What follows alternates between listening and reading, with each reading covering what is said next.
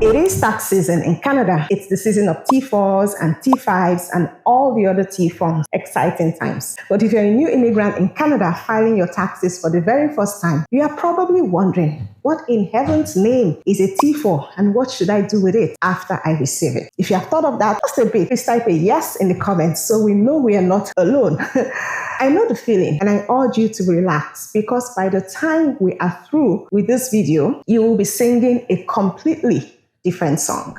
Before I move on, however, have you heard the saying, there are two things that are certain in life, debt and taxes. Debt is a tricky one to tackle, but taxes, that we can tackle. Now, filing taxes is very important in Canada as it is one of the requirements to become a Canadian citizen. And it doesn't matter whether you are an international student or a permanent resident, everybody that is eligible to needs to file their taxes. But in addition to filing your taxes, you need to ensure that you are reducing your taxes as much as you can and getting all the benefits due to you. In this video, I'll tell you when and where to file your taxes, what documents you need, whether you're employed or self-employed or even a student, what benefits you can get, and the important dates to know. So if you want to maximize your tax refund and get your money back as well as reduce your taxes, then make sure to watch this video till the very end. So let's get started. First question I have been asked by new immigrants is, when is the deadline for filing income taxes and benefit returns in Canada? The deadline is April 30th, 2024.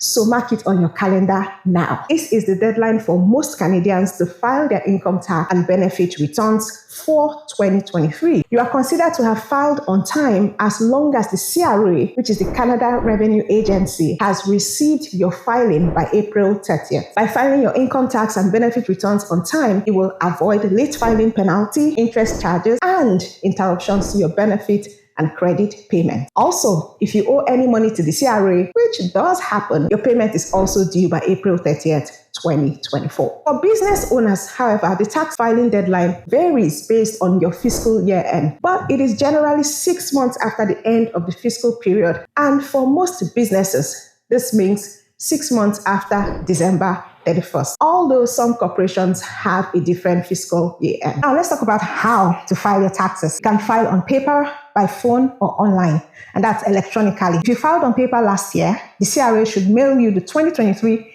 income tax package by February 19th, 2024. If this is your first time and you want to file on paper, you would receive an income tax package that contains the information and forms to file your taxes. If you want to file by paper and you haven't received the package by February 19th, you can download and print the forms from the canada.ca website, or you can order a package online. I will leave the links to do this in the description below. You can also file by phone. CRA has an automatic tax filing service called Simple File by Phone, formerly called File My Return. This year, if you are eligible, the CRA will automatically send you an invitation in the mail or notify you by email. If you use this service, you'll be asked to verify some personal information and answer a series of short questions. You do not need to speak to an agent to use the Simple File by Phone service. Answers to the questions are provided using your phone's keypad. Simple File uses the information in the CRA systems at the time of the call, as well as the answers you provide to auto-file your income and your income tax and benefit return over the phone. It is free, secure, and very easy to use. There are no forms to fill out and no calculations to do. The invitation letter you receive provides the information you need to use this service. Then you can opt to file electronically, which is the option I like and use. I am not the only one that loves this online option. Did you know that almost 93% of tax returns were filed electronically in 2023? Filing electronically is fast, as returns are generally processed within 2 weeks, unlike a paper return that may take up to 8 weeks to process. So to file electronically, you can use the CRA's Net File service. Check out CRA's list of Net File certified text software products in the description below, some of which are free. And to make the tax filing process even easier, you can use Auto Fill My Return. This is a secure CRA service that lets you automatically fill in parts of your return with information that the CRA has on file at the time of the request. I will also leave those links below in the description for you. One other way I just wanted to chip in is using a tax professional. If you're uncertain about the process or you have a complex tax situation, whatever that is, or you just want the peace of mind of knowing that your taxes are filed correctly, then enlisting the help of a tax professional can be a wise choice. They have the expertise to navigate tax laws and regulations, ensuring that your return is accurate and helping you to maximize your deductions. There's one other one that's great for new immigrants. You can get free tax help. If you have a modest income and a simple tax situation, volunteers at the free tax clinic may be able to complete your tax return for you. Free tax clinics are available in person or virtually. You can find them in your community by doing a simple online search. Now, let's talk about the exciting part of the tax season, getting a tax refund. Did you know that the government may give you some of your money back when you file your taxes? It's not a gift. It's just your money being returned to you. You can claim allowable deductions to get the maximum amount out of your refunds. Deductions are expenses that lower the amount of your income that is taxed. I will now briefly talk about some of the common deductions that you might see. The first one is your RRSP contributions. RRSP is the Registered Retirement Savings Plan. Contributions to your RRSP can reduce your taxable income and lead to a tax refund. Another one is childcare costs. If your child is under the age of 16, you may be able to claim a deduction. Childcare expenses include daycare centers, summer camp, overnight boarding schools, and caregivers such as nannies. Generally, childcare expenses is better to be deducted by the spouse with a lower income. Landlords can use Form T776 to claim property taxes for the period in which a rental property was available for rent. Employed and self-employed tenants can claim partial rent payments as a home office expense if they use their home for employment or business purposes. Most professional association fees and union fees are also tax deductible, therefore lowering your taxable income. You can also claim moving expenses, yes. So if you moved at least 40 kilometers closer to your work or a new business or post-secondary schooling, you can claim expenses from that move. Qualifying expenses include storage costs, travel expenses, temporary living expenses, the cost of cancelling a lease, and more. In addition to tax refunds, you can get the chance to claim credit. A credit is a type of expense you can use to reduce the amount of tax you owe. It's actually different from the deduction that we just talked about because it doesn't come off from your income. Non-refundable tax credits can only reduce your taxable income or bring it to zero, and any excess credit cannot increase your refunds. The first credit I will talk about is student loan. If you're paying student loans, you can claim interest paid on student loans as a non-refundable credit. The federal and provincial tax credit is calculated based on the lowest tax rate and loan interest amount. However, it's best to wait to claim the interest if you didn't earn income in the past year, as you can carry it forward for up to 5 years. Medical expenses are another kind of credit you can claim. So expenses including ambulance transportation, dental services, prescription drugs, and certain medical procedures can be claimed as a non-refundable credit. Again, if you are married or in a common law relationship, please consider having the partner with the lower net income claim the medical expenses. You can also claim a $5,000 tax credit if you purchased your first home and did not live in another home owned by you or your partner in the past 4 years. Another one is charitable deductions, including church offerings. These can also be claimed as a tax credit, with the federal government crediting 15% of the first $200 and 29% of any amount above that. Each province also has its own tax credit rate. If you have children under 18 years old, you might be eligible for the Canada Child Benefit, or the CCB, which provides financial assistance to eligible families. If you are an international student, you need to have been in Canada for 18 months to qualify. You can also get GST/HST credits, and in addition to federal and provincial GST or HST credit, many provinces and territories have additional credits for certain segments of the population. These include safety-related home renovations for seniors in New Brunswick, to climate action incentives in British Columbia, etc., etc. There are many of them.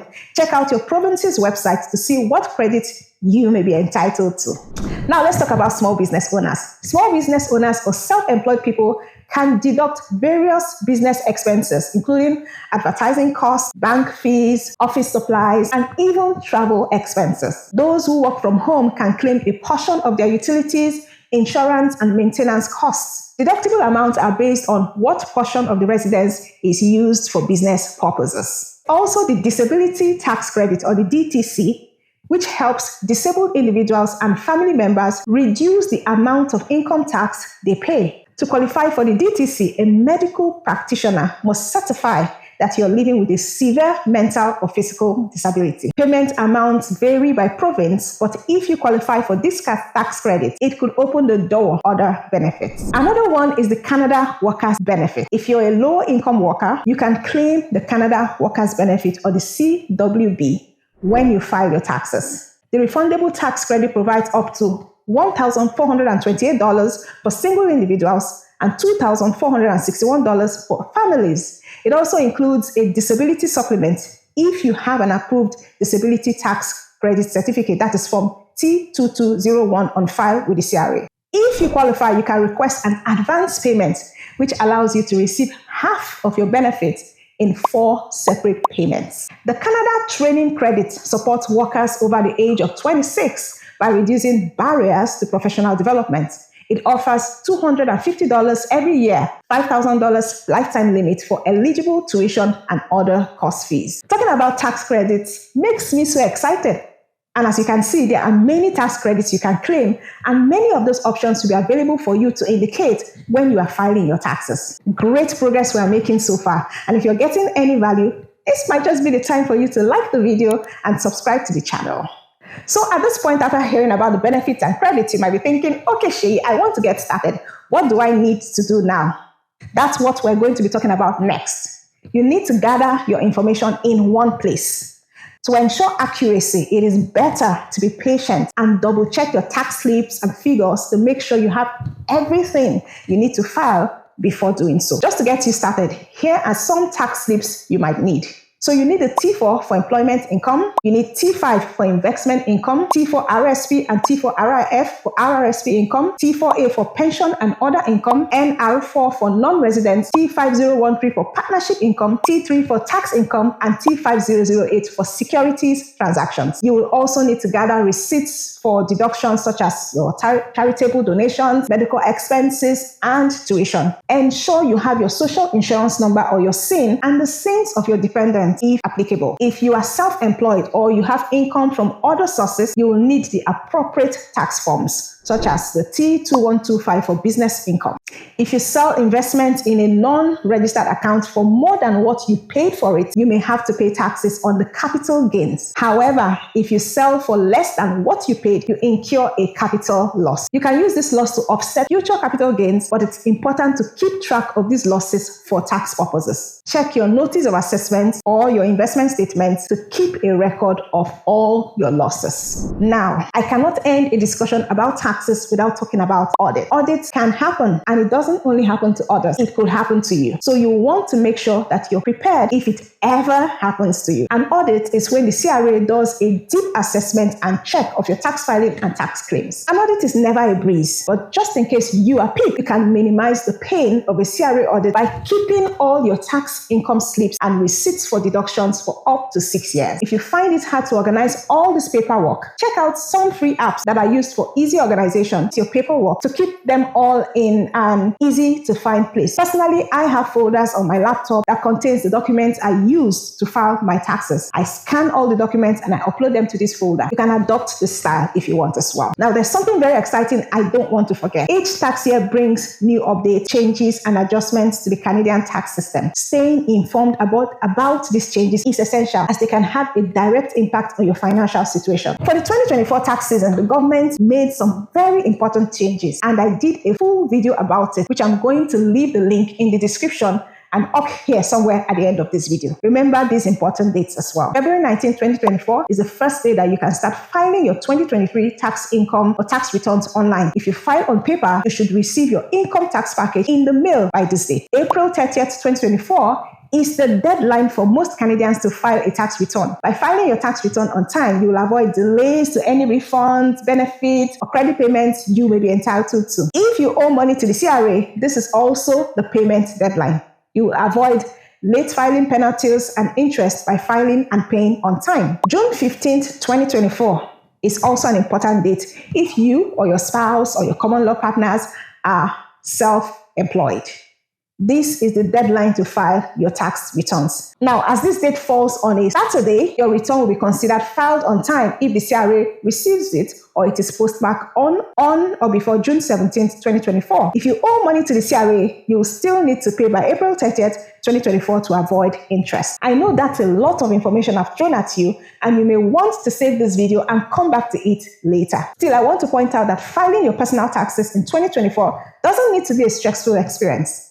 By understanding the important date, your filing options, credits you get, and changes in the tax system, all of which I've told you about, you can make the process smoother and potentially save money through deductions and credit. Now, whether you decide to tackle your taxes yourself or seek the expertise of a professional, being informed and being proactive can make a significant difference in your financial well-being. As the 2024 tax season is here, remember that staying organized can put you on the path to a smoother tax filing experience. And again, no matter what filing option you choose, the goal is the same: to ensure that you meet the tax deadline, keep your financial matters in order, and potentially maximize your return.